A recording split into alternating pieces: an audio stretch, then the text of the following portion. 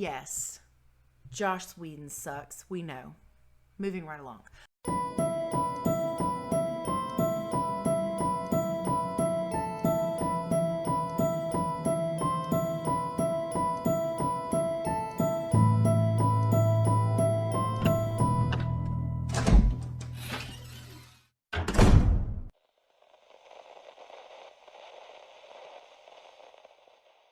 Hey, what's up, everybody? Welcome back to Voices from the Mausoleum. Things look different. So in today's video, I'm going to have a brief content life update, and we're going to talk my favorite top 10 moments in Buffy the Vampire Slayer, the TV show. I've been kind of posting about this on social media for a little bit now. I'm in the process of selling my house and moving. The process has been drawn out a lot longer than I would have liked. So I initially had thought, if I just keep up through my May content and I stay super on top of it, then my June content can kind of be ramped up and I'll be able to do all these things I want to do. And that's not going to happen because we're already at the end of May. And I still have not moved. The house is more or less sold, but I still have to move and stuff. So there's a lot going on in my real life. And so, that's going to kind of affect my content for June. So if you're watching this and we discussed things about filming in June or doing content in June, I'm probably going to message people individually as well, but I'm going to have to move back a lot of that stuff until either the end of June or the 1st of July. Hopefully that will be the last setback. So you're probably going to see my cats moving around a little bit. You may hear a dog outside. I'm not in my usual filming spot, but I'm going to do my best to keep it as normal as possible. So anyway, so I'm a huge Buffy the Vampire Slayer fan. If you don't know this, I don't know. I think that means you haven't watched anything that I've ever done. I'm a huge Buffy fan. And the movie is like a totally other worldly thing. Doesn't even count in this conversation. So focused on the here and now. Buffy the Vampire Slayer, the television show. Okay. Yes, Josh Whedon sucks. We know. Moving right along. Buffy the Vampire Slayer is a show that has been influential to me throughout my my teen years and my young adolescence. There are a lot of parallels between myself and Buffy. I actually talked about this briefly in an episode I was just in on Horror Fiend TV, which for Three Corners of Horror, which I will link. No, I'll put it right here. I'll put it in the cloud. Anyway, I kind of briefly go over the parallels between my life and Buffy's life. So I really have been dying to have a reason, I need one, it's my channel, right, to do a Buffy something, and here we are. And this is also the first time I've filmed by myself in months, so it's weird. Totally messed up my intro. It's weird. Had to reconfigure all of this craziness. It's weird. Anyway, I miss my friends. So I have a cheat sheet because I had to write them down and organize them and get my thoughts around this because Buffy is, it's everything to me. If you are a fan of Buffy the Vampire Slayer, welcome. And if you're a fan of my channel and you watch my stuff and you like me a little bit, then you know this already. So here we go. So I'm going to go from 10 to 1. Copyright is a nightmare. So instead of putting clips, which is something I would love to do more of, but I just don't want to risk hits on my channel, I'm just going to do little pictures that I'm going to hopefully remember to send Mike. Mike, if you get to this point in the video and I haven't sent you any pictures, message me. Okay, so Buffy the Vampire Slayer top 10 moments. Number 10. In season 4, there is an episode called Hush. And it is a phenomenal episode. It's one of my favorites. If you're not familiar, you should go watch the show. Watch all 7 seasons. Don't blink. Just watch the whole thing. Never sleep or eat. Just focus on finishing it. It's great. But there's these men, these weird creaturey men, that come into Sunnydale and they take away the sound. There's no sound. And no one can speak or laugh or do anything. And so, these men are called the gentlemen. And they are one of the best villains, monsters, whatever you want to call them, in the entire 7 seasons of that show. Doug Jones plays the lead gentleman, by the way, in case you didn't know that. Anyway, we get through this episode. There's a lot going on. I won't do a lot of spoilers. I'll try to keep it to just my specific points. At the end of the episode, when the voices are, we'll say, given back, for lack of a better term, Buffy is in this, like, I think it's an attic, and she's sitting upright, and she gets it back, and she screams at the top of her lungs, and just screams, and that's what gets rid of the gentleman.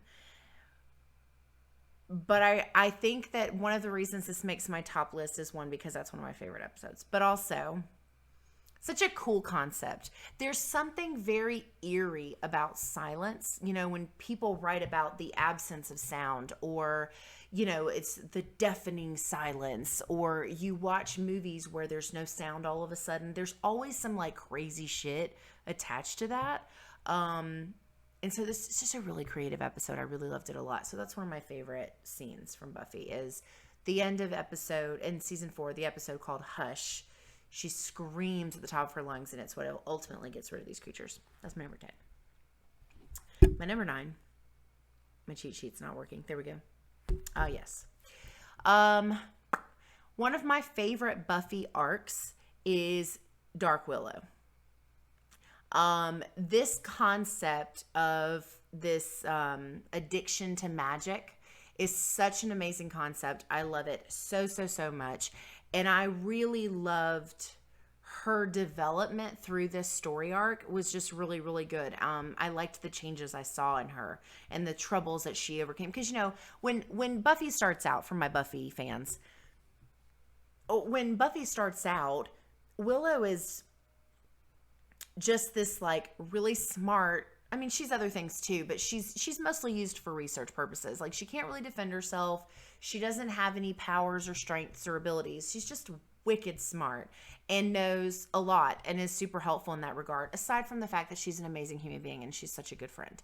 And then when we start diving into the later years, when Willow starts getting into magic, like when she meets Tara, and she starts getting in these groups, and she starts learning more about magic and how to do magic, and all of these things kind of really amp up. First of all, it's such a hard decision for me. Let me know in the comments. How do we feel? Do we like Willow and Oz together? Or are we more Tara and Willow? Are you like me and you kind of wanted them to be Polly and all 3 of them be together so then you didn't have to choose? You know, leave a comment. Let me know what you think. Right. So, my next moment, though, is the moment that sets off all of this, which is when Warren shoots and kills Tara. He shoots Buffy too, but she's fine because she's a Slayer. And Tara, our poor baby Tara goes through so much in her time on the show, that, like, from the shit with her family when we first get introduced to her and she starts becoming a bit more of a regular, to all the shit she went through with Glory and her mind, and then Willow being addicted to magic and using magic against her, to being shot and killed by a fucking piece of shit human being. Anyway, I digress.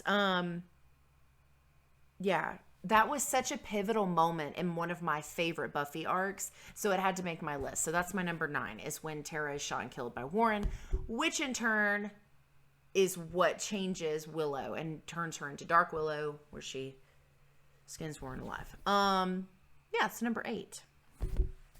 This is a moment for me that is not a favorite or a fun moment, but it is a moment that, it's a painful moment that I felt really mattered from a storyline perspective. And full disclosure, my favorite love interest is Riley. Yes, the human, the military human, the one who's in the initiative, who, like, can't heal super fast, and who has that random weird ass arc where he lets vampires eat off of him because he's like emo for like a couple episodes. Like, Riley, in my opinion, aside from being adorable, was everything Buffy needed in a partner. He was that he could be in her world. He could exist in her world without being put into danger the way others that she tried to date that were human could have been, like Owen from season 1. And I felt like Riley added this level of humanity to Buffy that she really needed. I'm not saying that the final love interest or whatever wasn't like, he didn't have like his point, because he did, and we'll get there in my lower in my list. But Riley was one that I was so in love with them as like a couple. Like, that was my ship of choice. Anyway, so my number 8 is the episode where Riley leaves. He gives Buffy basically an ultimatum. Should I stay or should I go? And then I still remember how upset this made me the first time I watched it. So, anyway, Riley's getting ready to leave to go do something else with the initiative somewhere else. He tells her, if you want me to stay, meet me at this one place. Oh, I can just stay. Meet me at this one place and I'll stay. And she thinks, no, like, I'm going to let him go. He needs to go do this. I need to focus on this, whatever, right? And there's this scene that happens before then between Riley and Xander that always just like clenches my heart. But there's a scene where they're together. They're moving some stuff around or something. And Xander tells Riley, Buffy loves you. They're having this like serious conversation. And he goes, no, she doesn't. But thanks for saying it anyway. And I was just like, what do you mean? So anyway, so Buffy decides last minute to finally like, no, I love him. I'm going to go make him not leave and whatever, right? And she gets there too late, and the helicopter is lifting, and they're just far enough away to destroy every last fiber of hope you have in your body for the rest of your life. And she misses him, and he flies away in his helicopter because he doesn't see her calling out to him. And I know that's a little dramatic, but that scene fucked me up so bad. So, Riley leaving. And I think that Riley leaving opens up a lot of our other stuff with who Buffy is as a person, who she becomes, and all of these other things. I think him leaving is a really great, like, milestone for her for when things kind of shift a little bit and she kind of starts finding these other pieces of herself that she didn't know were there. Because Riley was very much like a Prince Charming kind of situation. Like, he was very human, which is something the Slayer is not supposed to be tied to. So, anyway, super important moment. That's my number 8. My number 7 is another sad one, but I think this one also was this moment. So, fun fact, season 2 of Buffy is my least favorite season. The entire arc with Angel, I just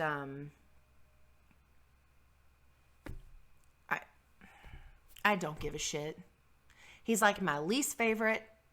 I hate everything that has to do with him. I hate that he came back in season 7. I hate that he got a spinoff. I hate it. Hate it. Anyway, so season 2 is all about Angel. And that's it. And I hate that season so much. It's the only season I've only seen once all the way through. All the other seasons I rewatch over and over and over and over and over and over again. Especially 3 and 4. Anyway, so season 2 is about Angel. And this is when we learned that Miss Ginny Calendar, the computer teacher that Giles is madly in love with, is actually, part of the tribe that cursed Angel, gave him back his soul, yada, yada, yada. And she's there to kind of keep an eye out, blah, blah, blah. Well, in season 2, Angel kills her, and not only does he kill her, he does this whole like romantic thing and has Giles come, and there's like roses and candles, and he's like, oh my God, like he's so swooned and they're gonna be together and blah, blah, blah. And then he finds her dead. And I think this was kind of a big moment for me as far as my connection to the character Giles, because up until that point, and I realize I'm season hopping, but I'm just going in order of moments from favorite or least favorite to favorite, or you know what I mean. But this was a weird moment for me because I wasn't connected to Giles yet. There really hadn't been, in my opinion, a lot of humanizing moments for him. He's still very by the book a lot, and he's like, season 2 is when things kind of change for him a little bit. Like, he's got his cutesy little moments in season 1, but it takes his character a little while longer to come around to someone that, like, I was extremely connected to, that I loved. And Giles is by far one of my favorite characters from Buffy the Vampire Slayer. So when he loses her, it's just this very humanizing moment. And I think it was one of the first times that I was watching the show that I connected with Giles as anything other than this like teacher watcher role. And I think that all of these things that happen with Angel also coincide with Buffy's interactions with Giles and the way she looks at Giles changing also. So, yeah. That's my number 7. Giles loses Jenny. My number 6. Okay, so my number 6 is there is an episode where Oz goes into this cage thing to change, right? When he becomes a werewolf. And then this female werewolf comes into the picture and things happen, and he tries to keep her locked in. So he locks himself in with her. Things happen. Willow finds him the next morning. And I feel like this sets up a lot of stuff for Willow specifically, because up until this point, Oz is Willow's first everything. Maybe not quite first love. I guess we would say Xander was first love, right? But Oz and Willow have gone through a lot by this point, and she, when she finds them in there together like that, she just, I don't know, like she loses it. She's devastated. And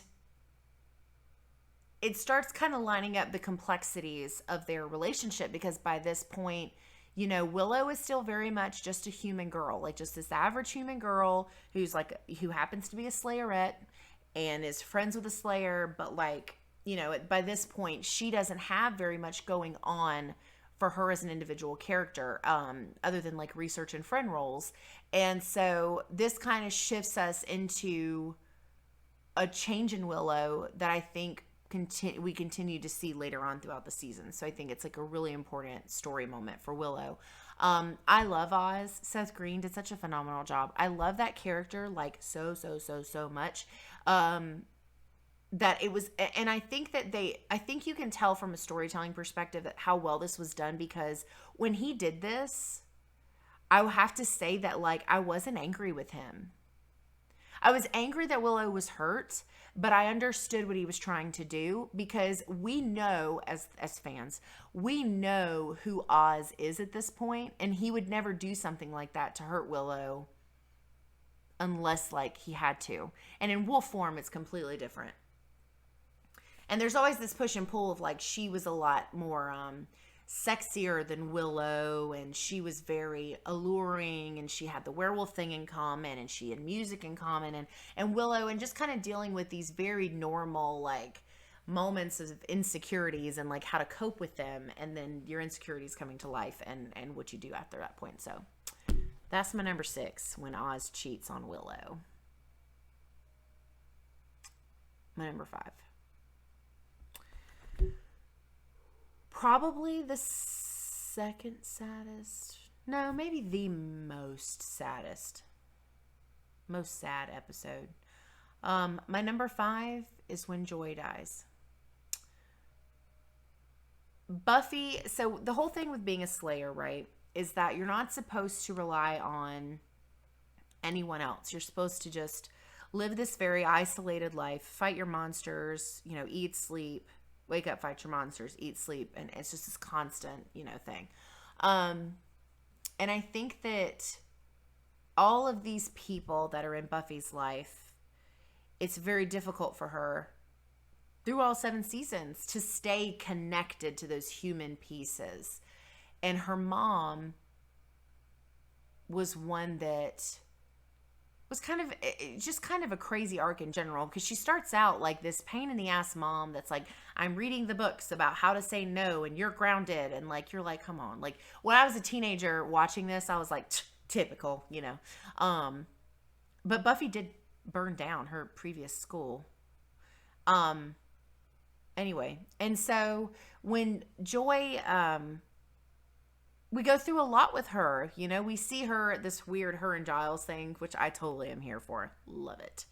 And but we see her development change as she grows into the mom of a slayer, and the dangers that she's put in and the love that she still tries to give, and trying to figure out, how do you love your child and protect them from things that you can't protect them from. And while obviously I don't technically mean monsters, as someone who has a child, I can totally relate to that. When you have children, no matter their age, no matter the circumstance, slayer or not, you want to protect them from everything, because that's your job. Your job is to protect them and keep them safe. So what do you do when your daughter loses her virginity, and the guy that she loses her virginity to turns into a crazy person and starts killing everybody? What do you do? Like, you know, these are not obviously like questions for everyday life, but you get the point. So we've seen such great things from Joy. And I think a lot of what kind of happened is, I think she kind of outplayed her role. Like, she really wasn't needed in the storyline anymore. And by this point, they'd already added the sister. But I loved that they chose to, that she didn't die. She wasn't murdered. She wasn't killed. She wasn't bitten by a vampire. Her head wasn't cut off from like a monster, or, you know, none of these things that we faced with Buffy throughout the seasons. Like, she just died. She was just there, and then she wasn't.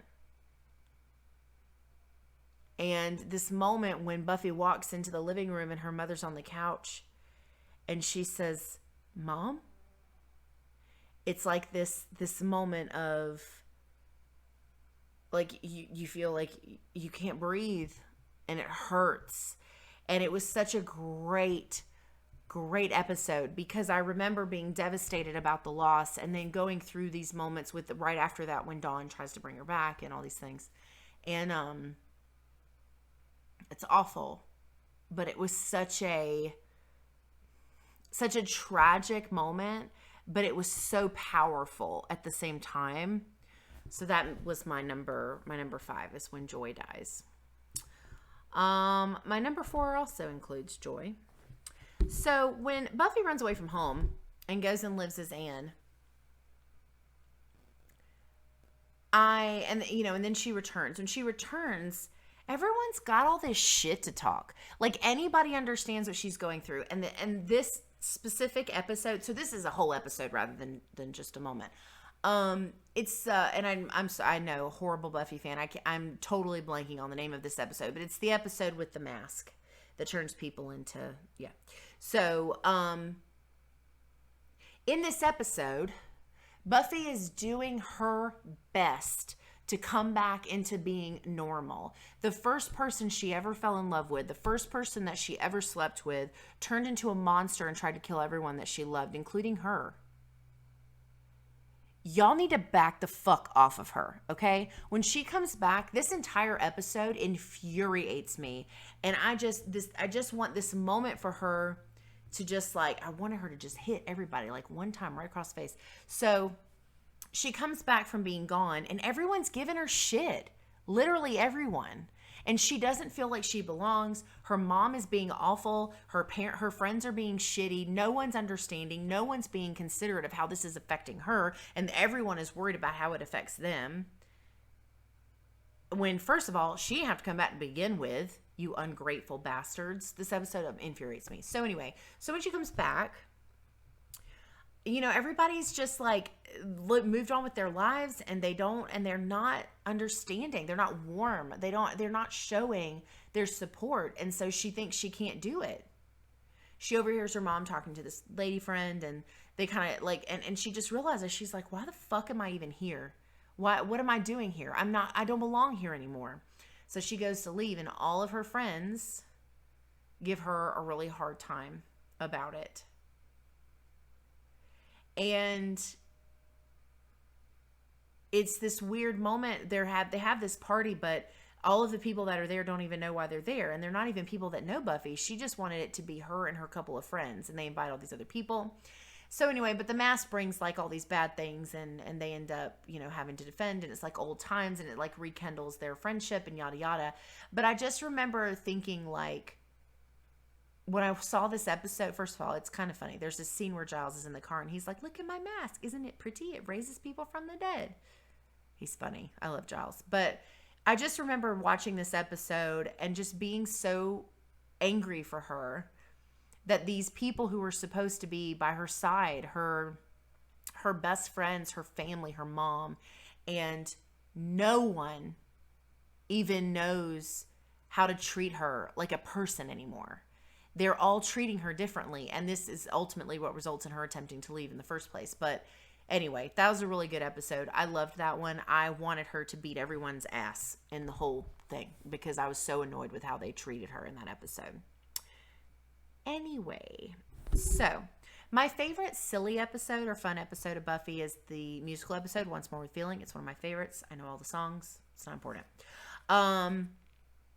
One of my favorite moments is in this episode, and this is my number 3, which is the part of the episode where Buffy reveals that she was in heaven.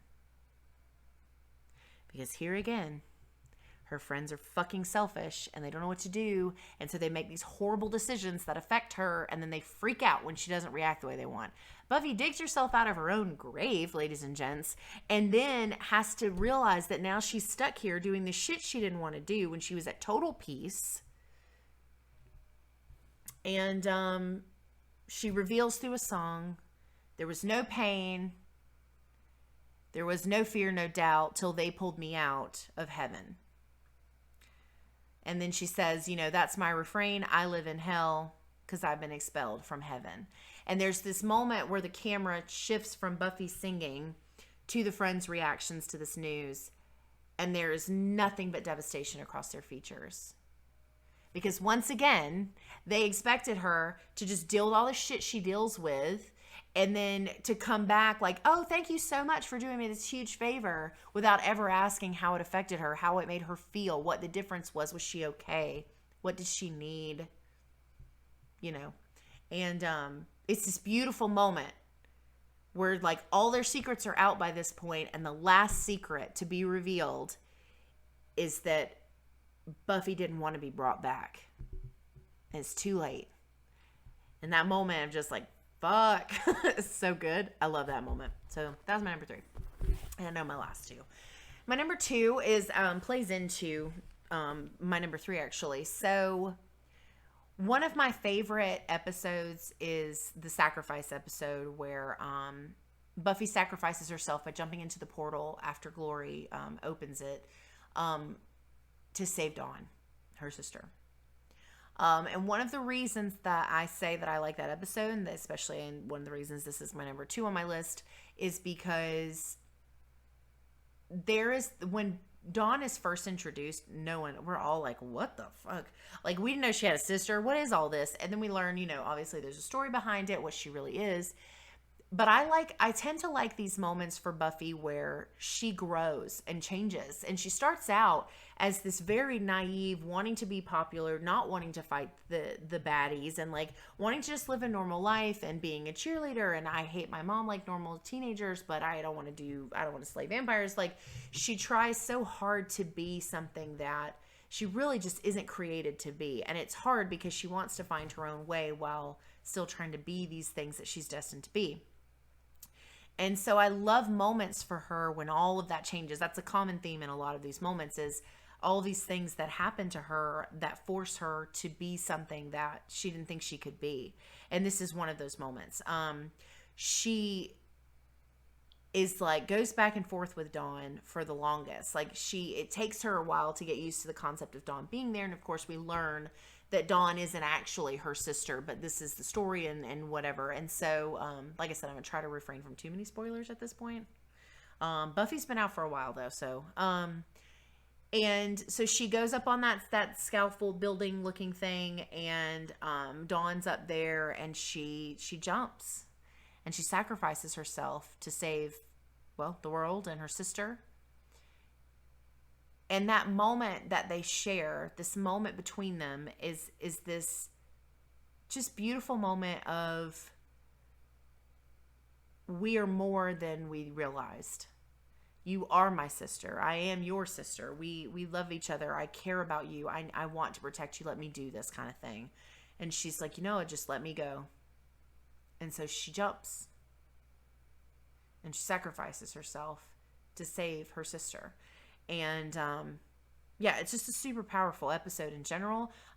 Glory is like my least favorite season and my least favorite bad guy, because each season has like a big bad, so to speak. And I hated Glory.